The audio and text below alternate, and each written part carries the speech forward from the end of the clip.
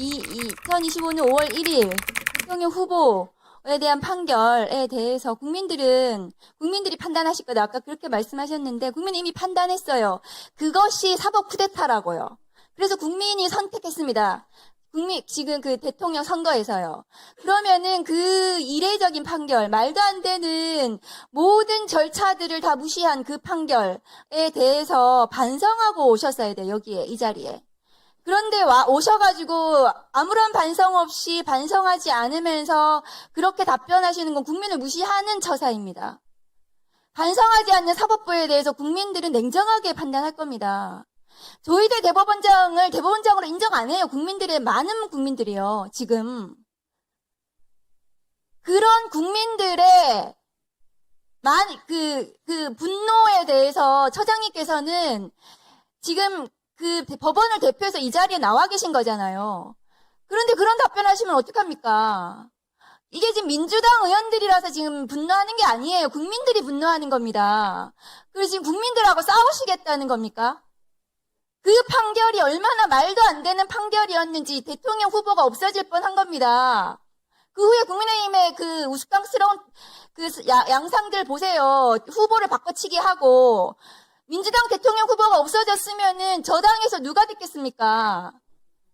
그러면은 내란을 옹호하는 그런 대통령 후보가 그 국민의힘에서 나와가지고 이 나라가 어떻게 됐겠습니까? 반성을 하셔야 돼요. 그런데 지금 법원이 지기현 판사가 형사소송법을 정면으로 위반해서 내란 수개를 풀어주더니 우인성 판사는 지금 김건희에 대한 재판에서 공범들에 대한 확정된 판결하고 정면으로 배치되는 판결을 했습니다. 공소시효와 관련해서요. 그리고 나서 또 어제는 충격적인 발언을 하더라고요. 특검법에 6개월 내에 재판을 끝내야 된다는 그 법을 정면으로 본인이 위반하겠다. 특검이 신속하게 재판해달라고 하니까 그런 거 왜 물어보냐. 6개월 내에 재판하지 않아도 되는 겁니다. 우인성 판사는. 특검법이 6개월 내로 재판하도록 되어 있습니다. 그런데 본인이 법을 위반하겠다고 지금 당당하게 얘기하고 있어요. 법원 행정처장님이 판사들을 행정처에서 그런 문제점에 대해서 조치를 하셔야 됩니다. 행정처에서 그렇게 하는 거 아닙니까? 이 법을 위반하는 판사들에 대해서 법원 행정처에서 제대로 된 조치하시기 바랍니다.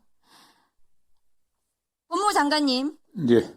검찰개혁 법안 진행 상황에 대해서 제가 간단하게 물어보겠습니다. 네. 정부안이 지금 제출이 된다고 하셨고 조직법으로 공소청법, 중수청법 먼저 통과하신다고 하겠다고 했는데 공소청의 검사가 수사권을 가지는지는 굉장히 중요한 거고 그러한 권한의 유무가 확정이 돼야 조직이 나오는 겁니다.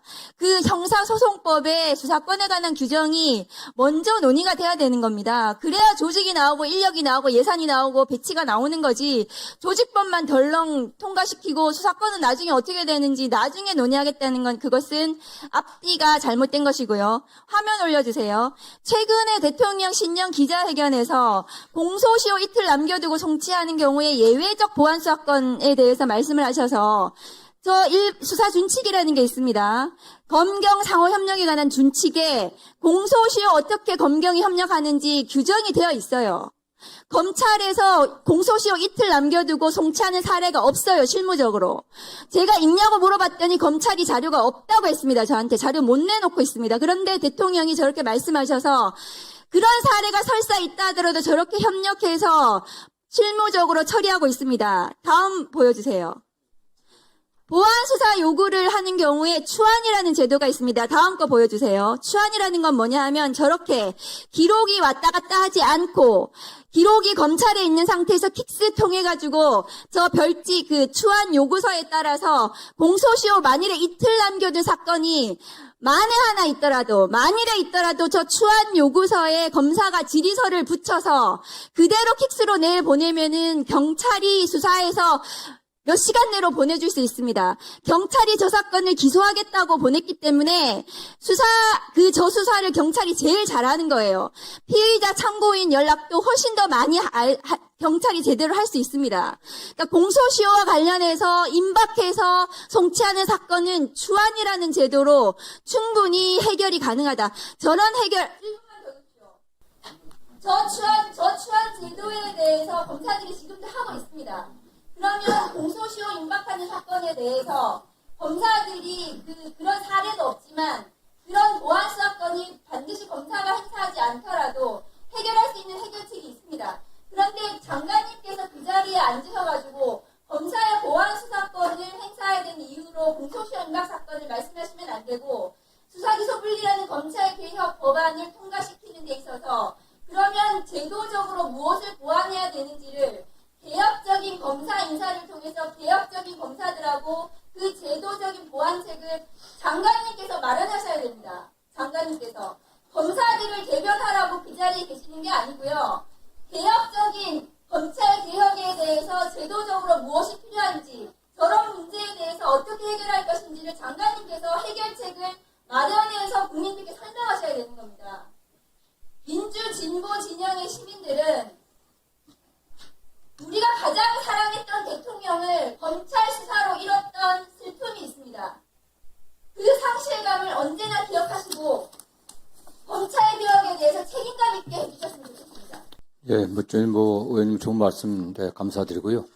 수사 기소의 확실한 분리라는 대원칙에 손상을 가겠다는 생각은 1도 없습니다. 그리고 다만 정부 안에 아시겠지만 총리실에 지금 어쨌든 TF 구성돼 갖고 같이 의논들 하고 있습니다. 그리고 저희가 지금 인사도 말씀하셨지만 할 수 있는 한 물론 어떤 분이 개혁적인 검사인지 개혁적이지 않은 검사인지 제가 또 양단을 나눌 수는 없습니다. 다만 그래도 검찰 개혁에 같이 할 수 있는 그런 분위기를 조성하려고 저희도 최대한 노력을 다 하고 있고요. 의원이 염려하시는 검찰이 다시 수사권을 갖고서 그 권한을 오용하고 남용하지 않을 수 있는 그런 제도를 만드는 데 저희도 관심을 갖고 노력하고 있습니다. 네. 보안 수사권은 수사권이기 때문에 수사권을 검찰에 남겨두는 한 그 상황은 되풀이 됩니다. 그런데 지금 보안 수사권을 남겨두겠다고 하는 저런 사례들이 사실상 실무에 있는 제도적인 보완책이 충분히 있는데도 불구하고 그런데도 불구하고 수사권을 남겨두는 이유가 되어서는 안 되는 거죠. 예. 그런 저런 해결책을 장관님께서 실무적으로 무엇이 시행되고 있는지를 찾아보시고 제도적으로 마련해가지고 그것을 국민들께 설명을 드리고 제도 관습을 마련하셔야 되는 겁니다. 예, 저희도 다양한 의견들을 준비해갖고 그 TF에 제출하고 있고요. 저는 보안 수사의 방점에 보완하는 점, 경찰 수사의 미진한 부분들, 그걸 어떻게 보완할 건지 저는 늘 그렇게 표현했습니다. 그래서 그 여러 형태가 있겠지만 의원님께서도 많은 또 의견을 주시고요. 저희도 그런 면에서 의원들 염려하시는 검찰이 다시 권한을 남용해갖고 할 수 있는 그런 상황이 오지 않게 또 최선을 다하도록 노력을 하겠습니다. 네. 그것이 보완이 될지 남용이 될지 알 수 없는 것이 수사권입니다. 네. 그 보완은 경찰을 통해서 보완 수사 요구를 통해서 충분히 가능합니다. 그렇게 가능한 제도적인 장치들을 장관님께서 마련해야 되는 것이 국민 주권 정부의 검찰 개혁을 하는 장관님의 역할입니다. 일단 저희들도 의견을 내고요. 일단 경찰이나 어쨌든 정부 안에서 여러 가지 또 교수들하고 자문단하고 같이 논의를 좀 더 진척시키도록 하겠습니다.